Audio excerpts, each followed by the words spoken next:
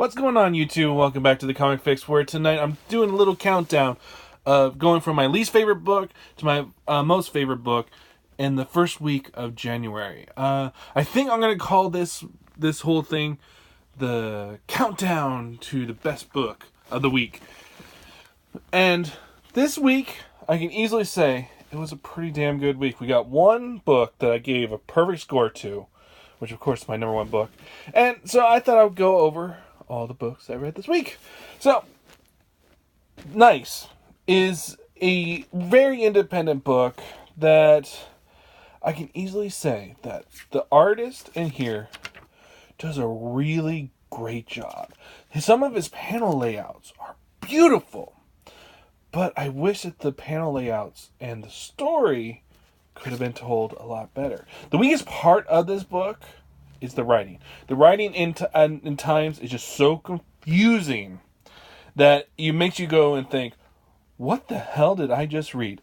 I had to go back and read the first issue to get clarification on who this gal is. Now, she only appeared in like two panels in the last issue. Really didn't give anything of her backstory. And then here, she gets a full-on action scene, and I was kind of like, who the hell is she? And then when other characters from the first issue gets reappeared, I was just totally lost. It felt like I never read the first issue in the first place.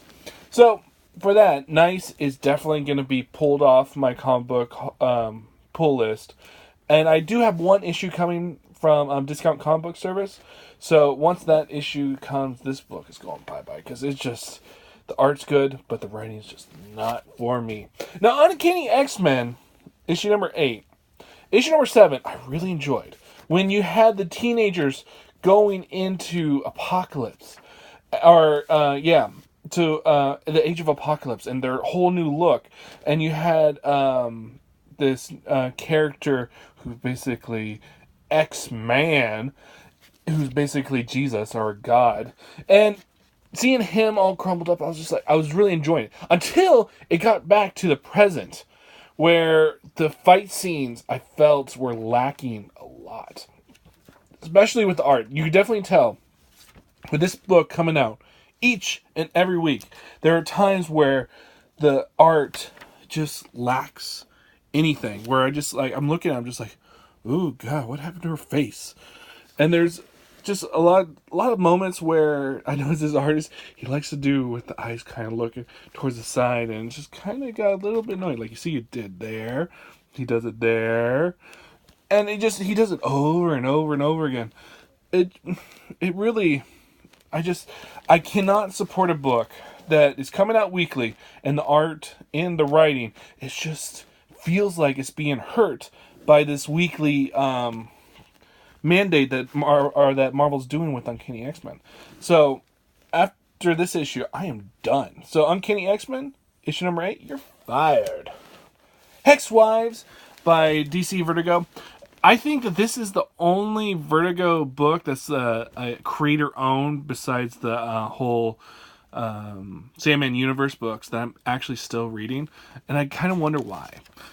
Now, in the last issue, we saw our witch that has been put into all the witches have been put into a translate to a state where they think that they're in like Pleasantville. And well, she finds out, I can't show you the page because there's nudity.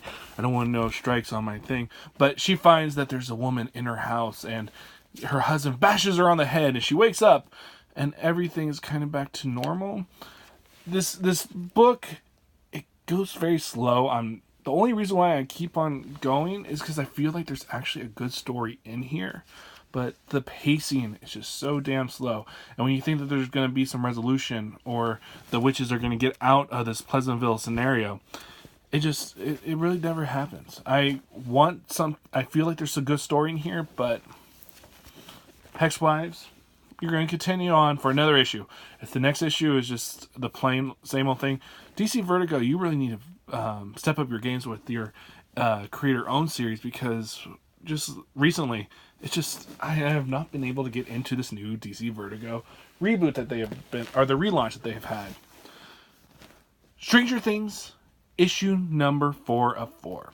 Now, this series, the last issue, it felt like that this story was needed to end, because it felt like that with the story being about Will Myers in the Upside Down, that it felt like with the last issue that I could see that the writers are being, that because of the situation and what we know happens, I felt like that they were right into a spot where they like really couldn't go anywhere. The only time that I felt like really the big imagination was when you got Will going through the Upside Down, and then he transforms. He starts to visualize himself as his D&D character. And that's when I was like, oh my god, this is awesome. This is the breath of fresh air that I needed. This is when the writer and the team finally felt like that they're doing something, that they can think outside the box now. But then by the halfway mark, the book just fell flat. It went directly to the point where Will gets saved. It doesn't really explain why did this Demogorgon, whatever they called him, why he was killing everybody, but when he got to Will, he put him in that cocoon-like thing where he was... You never got that explanation. You did get this cool scene right here, though. But outside of that, you never got the explanation why he is here, where every single other thing that the Demogorgon did, he killed. Why did he save him? But I don't even think the writers really knew why. Because right when the Demogorgon comes in, you're just like, oh shit! Shit's about to get real. But no. I felt like this miniseries just fell on his face. The writers... This book should have been like two issues long, but it went on 2 issues too much. Justice League Odyssey issue number 4. This book has been one of my favorites. Especially with DC. So you got these really I like this group of characters where you have Cyborg, Azrael, Starfire, the Green Lantern, and even Doomsday. And they're all in this ghost sector. And they find out, and our main team find out that they're basically looked at as gods in this ghost sector. And each issue has been each one of them finding out their own planets where they're worshipped. And this issue just felt the most lacking. I don't know. There's something about this book, it just did not grab me. It might have been some of the art. I just felt like that it was not as good. Especially, I think there's a new artist on this issue, where it was not as good as the previous issues. And the whole entire thing with Darkseid, I thought, like, okay, I was interested to see where Darkseid is going. But he just gets this one page, and then we're back to the whole entire team, our main team. And it really, I didn't feel, like the first couple pages kind of explains how Cyborg does not like the feeling of being loved or being praised for. He just wants to feel like a regular guy.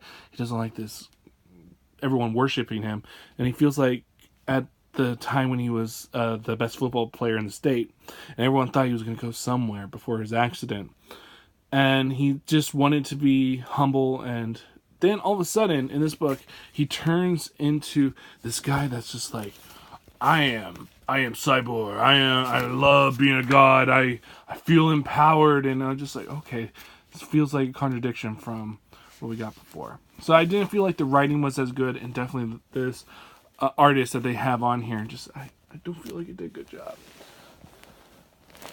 Now on to Wonder Woman. Like you hear me kind of dissing these books, but when you buy a whole bunch of books, there's gonna be some duds. And just like Odyssey, I'm definitely going to keep on going.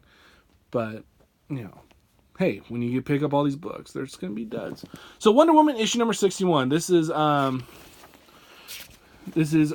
new writer's 3rd issue, G. Willow Wilson. And I was excited about her coming on. I thought, like, all right, a strong woman writer coming on to write the most badass female DC characters that DC has. And the story, I just haven't really felt its importance. It really feels like just another generic Wonder Woman story. Now, I did like this whole entire scenario where the the the gods, the Greek gods, have basically lost Athens, and now some of them are on Earth. Like you have on here the goddess of Aphrodite, and I thought her scenes were pretty cool, but the scenes with Wonder Woman, I thought they were kind of lacking.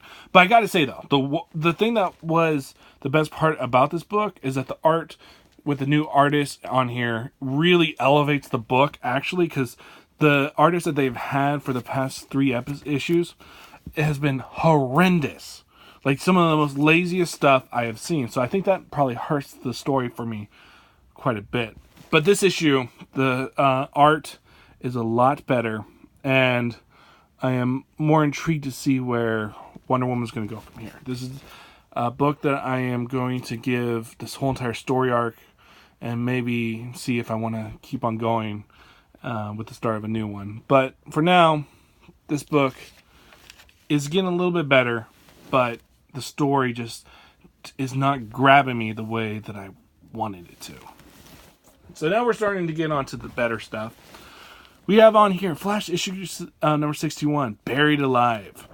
I liked this book, especially at times with the art. I thought, I was like, oh, there's a new artist that's on this book for this issue, and I thought he did a pretty good job, especially with the way he does the eyes at times. I don't know, there's something really cool, especially, like, I just like the eyes that this artist does.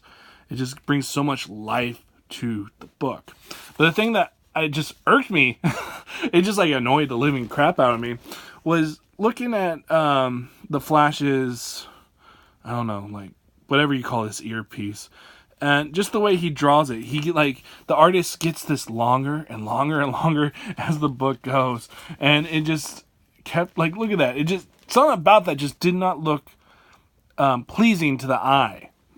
But then there's pages like, I just like the way that the colorist and the shadows and all that's working off. I just that right there just annoys me. I don't know why, but I really love the detail in the eyes. So, The Flash issue number 61, definitely a book that I would recommend people go pick up, because it's been really interesting to see the Flash going and looking at the Strength Force, the Sage Force, and it's been an intriguing story to see Flash and Wally, or not Wally West, but the Flash and his now girlfriend, would you say, or whatever their relationship is at the moment. I think they're girlfriend and boyfriend, and they know that in a past future, or a past life, or in a alternate world, that they were lovers at one time. So it's been very intriguing, but I want to see a little bit more. Heroes in Crisis issue number 4. Now this book right here, I'm like, just to find out about who I love this page. This page right here, just, it was just so beautiful. Just like everything about it, just beautiful. So I've been really intrigued to see where this book's going to go, because I do like Tom King's writing. But I do believe that sometimes he's hit and miss. And to see these little confessionals are getting kind of a little annoying. But when I got to this page, I was like, all right, I'm going to find, like, Tom King's finally going to dive deep into this story and start to move things along. And then I felt like it just kind of stalls, goes for a little bit more fight scenes, and I hate this shot. This shot right here, it felt like, I think it's Maneki who does the art, or Man who does the art. I feel like that this page right here was something that somebody paid him, like, hey, I want this really beautiful shot of Lois Lane. So he went and painted it, or draw it, and he liked it so much, he was like, I gotta put it into a book. And this whole entire just sexualization of Lois Lane just did not fit with me, where it kind of was off-putting. But I am intrigued to see where the story does eventually go. But I feel like the story is kind of stalled. Like this whole entire fight scene between Batgirl and Harley, I felt like it was just a little bit pointless. I was like, come on, let the story go. Let's keep on going. So, in the end, Heroes in Crisis is a good book. It has good writing, really good art, but I just feel like the story itself is kind of lacking anything that's really going to grab at me. Because I like Wally West. You do this great Flash war, and you establish that Wally West is the fastest Flash that's on the planet, and then you kill him off. You give him something, and then all of a sudden DC kills him off panel. I think that's one of the other reasons why I'm kind of not enjoying this Hero in Crisis as much as I want. But I'll keep on picking up until issue number 9 when it finishes, and then maybe in the next couple issues the thing will pick up speed, and maybe I'll start to enjoy it. Action Comics Superman issue number 1006. This is the final issue, and Brian Michael Bennett's Action Comics first story, and I really do like some of the interactions with Clark Kent and this politician are some really good stuff. And then there's some like moments like this with the kid who is reading a comic book, and he sees Clark, and Clark's like shh, and pops up, and this kid sees Superman. It's just little things like that. And Brian Michael Bendis' run has been really awesome with Superman. The story, I felt like it has some, like, this is the strongest of Brian Michael Bendis' Superman run, where Superman, I felt kind of betrayed with the last issue. But with Action Comics, I feel like this is more grounded, and you got a lot more Clark Kent and him being a journalist, and there's a lot more interesting things where this new villain, the Red Smoke, I think that's what she called herself, really cool. She goes toe to toe with Superman, and it's pretty awesome. And then we get this reveal of a new villain, and this one seems like on like a Lex Luthor type of badass. So I'm really excited to see where that story goes. And just overall, I think this was a good end to the first story arc in Brian Michael Bennett's Action Comic run. But I think that there's still a lot more he can do with it. But decent book. Books of Magic, Sandman. Now we're getting into the cream of the crop. Like all these books right here are the ones, if I didn't have, or if I wanted just the top books, these are the books that I would pick up. Sandman Universe, Books of Magic, issue number 3. This book right here really got me into this whole story about this kid who has been told that he's going to be the strongest wizard that has ever been known on the planet. And I like this idea that this kid is like, I can't sleep. I got all this stuff on my mind. I just killed all these assassins that were coming to murder me. And so he has these sheep, and he's just counting sheep. And all of a sudden his room's full of sheep. It was little things like this that just like made me laugh and made me like this character. Even though I think it's Tim Hunter. I think that's what his name is. So there were some times where I liked it, and you get to see him interacting with this old lady, and there was little moments in here that made me like our main character. And then to see him dealing with his friends, everything in the book felt like that the writer's finally getting a grasp on where he or she wants to take the story. I'm really intrigued to see where it goes from here, because this book right now, I was kind of feeling I was a little bit lacking, where Lucifer and The Dreaming are just terrific books. And I felt like the Books of Magic was kind of going on the downward trend, but this one, it went on upward trend, and I'm now really excited to see where the book goes from here. And then my first time ever reading a Conan book, and I really enjoyed it. Jason Aaron, he really gave me a brutal look at Conan. Now, I did watch Sleepy Reader's vlog on why this Conan is not his Conan, and it made me even more intrigued to go back and read the original Marvel run on Conan, because all I've known of Conan is this brutality, and this first page just gave me that. And to hear that there's more to him, that makes me even more intrigued. So a lot of this book is brutality, and it's very brutal, and it's almost to a basic point, but I felt like it flowed really well. This issue just went by so quick that when you're in him as Conan the Barbarian, I was just so enthralled in it. And then all of a sudden he jumps back to Conan the King, and I was kind of shocked by it because I was just so intrigued with the story that was being told. And so I am really excited. I put this book on my pull list because it was that good.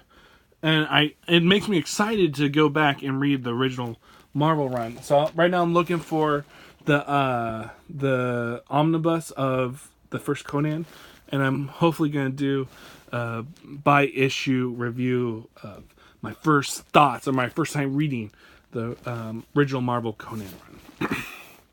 Marvel Knights issue number 5. This book, I felt like this was the first time that all our main characters are shown, and they all have gone through. Every single issue has been one of them finding out how did they wake up to the fact that they know that something's wrong. And I loved these fight scenes with the Black Panther. It was just some fabulous stuff. It really felt like this was the issue where everything started to chug along, and it wasn't stopped by the whole entire premise where we have to explain where are the main characters at this moment. And it felt like that now everything is going ahead. And I loved these scenes with Doom and Fisk. It was just some really good stuff, and the outcome was really satisfying. That's all I can really say about this book. This book is pure satisfaction.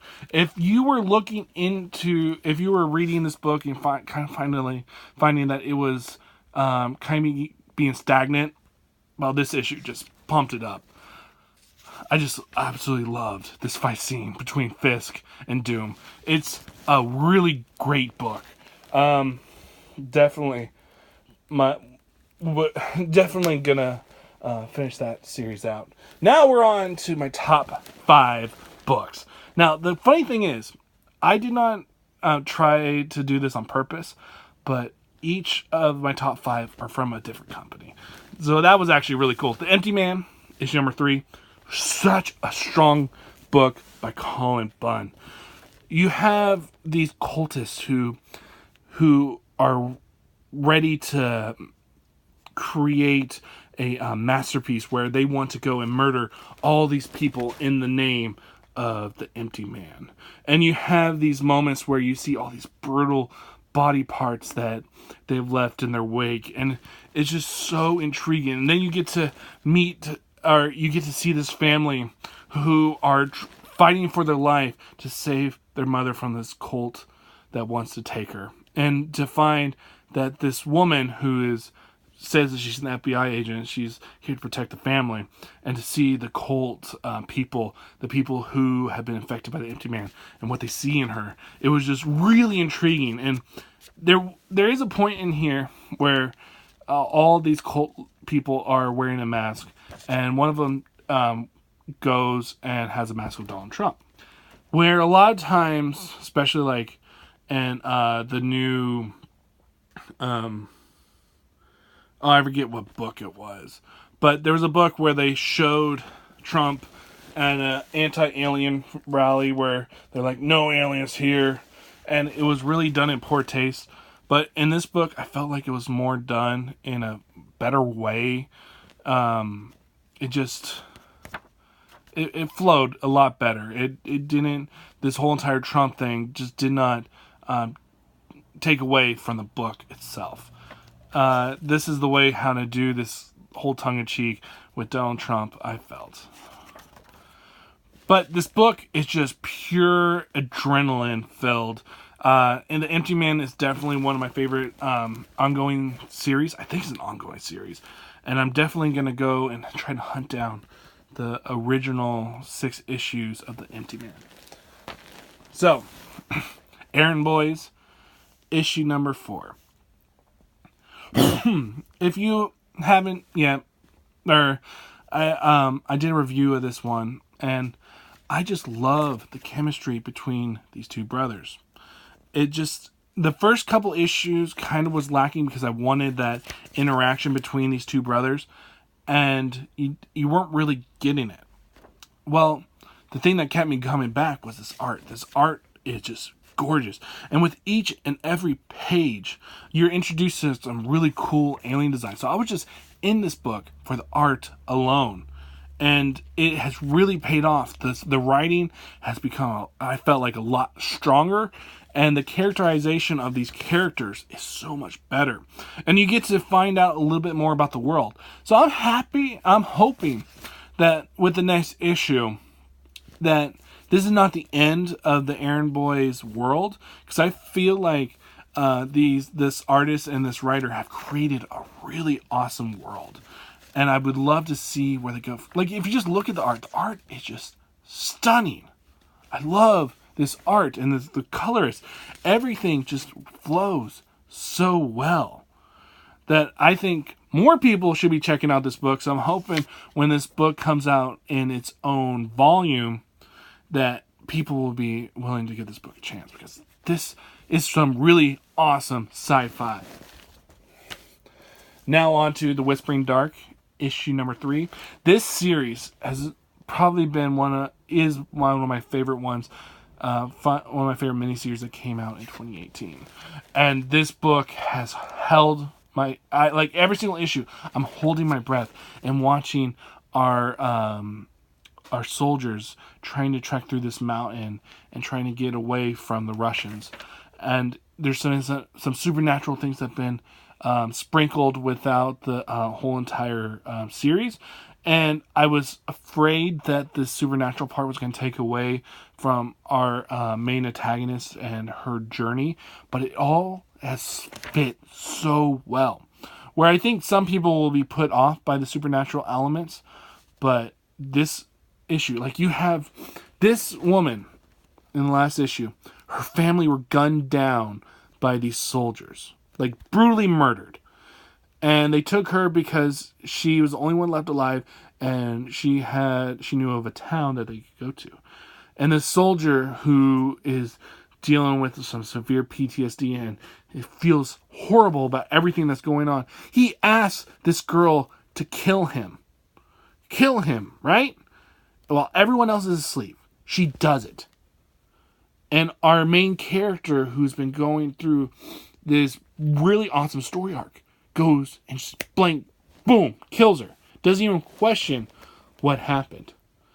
And none of our other main characters do also. And to see the torment that they're going through, where even after she's dead, our character just goes and just puts some more bullets into her. And as they leave her body. Little things like this make this book a fantastic read that everybody should be reading, because this is some of the strongest comics I have read. You know, it's just so good. The whole entire symbols with the church and her dealing with faith and the lack of faith in this dire situation, feeling like God has abandoned her. It's some gorgeous stuff. Gorgeous stuff. Whispering Dark, oh, so good. Now on to the second best book of the week, Winter Soldier, issue number 2. Issue number 1, it went into where Bucky Barnes is, where he's taking these people who are the henchmen of some like Hydra agents. They want to get away, so he gives them a new life. And in the last issue, we met this boy who dresses up like Bucky, and he's a soldier who's been trained at a very young age to be a tremendous soldier. And we get to see his backstory. I love the black and white. it just like the art pops even more with this whole black and white, where he's tasked to go and kill these patrons that are right behind him, just for no reason, but just to do it. And the way he does it is just so brutal that our his master now says, "You want to eat this food?" And because how sloppy you were at this murder, you were gonna eat like a dog. And just like it just really like this whole entire book just grabbed me. And then when you get to the present where the colorist, or where the artist, the penciler, he does his own coloring, and it pops even more. And it's just such a wonderful book. This new character, I believe, if he is written even more by Kyle Higgins, Kyle Higgins dives deep into the psychology of this kid, I think this could be a really awesome character in the future. It's just all around a great book, and to see Bucky fighting this kid, and it like the whole entire issue goes by so fast, but the art is just absolutely stunning. And Kyle Higgins, his writing is so spot on that it makes me just want issue number 3 like right now. Now on to the pick of the week, Detective Comics, issue number 995. Peter Tomasi's run. The first issue really set up this mystery of these people who were dressed up like the Waynes and killed his childhood friend, or the person that took him under his wing as a child, has been targeted by this unnamed assassin, and she has the Joker's stuff, the Joker gas that's been put on her. So she's starting to get the laugh and get the grin, and she's starting to become pale, and Batman's trying all he can do to save her. And it's just really good. Like, just the way that the panel layouts are. It enthralls you. There was a point where I'm just reading it, going boom, boom, boom, boom. I don't take time to look at the art. And then after this issue, it was at this moment where it has, after that whole entire event, and his, basically, like, the person that raised him after his parents died, the mother has died, and you have Alfred, who is Bruce's father, just crying, and just this slow moment where it gives time for the comic to breathe, and it's just over enthralling that I just was on the edge of my seat with each and every page. And then to have that ending where you have Batman going to the prison to talk to the inmates. Now, the one critique I could say, like, I think that this issue is just a perfect issue in my mind. But the thing that I can see is that it's treading a lot of beats that you've seen in Tom King's Batman run. But I felt like in this one issue, he did so much more to show the pain of Bruce Wayne and the tragedy of what's going on, and the breaking point that Bruce Wayne's at. In this one page, he's done, I feel, so much better than what Tom King has been doing with 60 some odd issues. And of course, it has like the beats where Batman's going to go in and beat the living crap out of his rogues gallery. But I felt like this book did those story beats a lot better. And I'm hoping that we don't get this interconnecting story beats like between Tom King and Peter Tomasi's run. I hope Peter Tomasi run goes a little bit away from the with the beats that Tom King's doing, because Peter Tomasi he at this very moment he does have the best. He is writing the best Batman book in the DC line. So, just a tremendous book. Very, just beautiful book. So that was all the books that I had this week. It was a lot. I'm a little bit out of breath after talking all this time. But next week I have like 30 some odd books, so it's gonna be a lot of reading. But hopefully you guys come with me on my journey. So if you like what you've seen here, rate, comment, subscribe. Tell me what you guys read this week. What was your pick of the week? Let me know down below. As always, my name is David Lee, and I'll see you guys next time.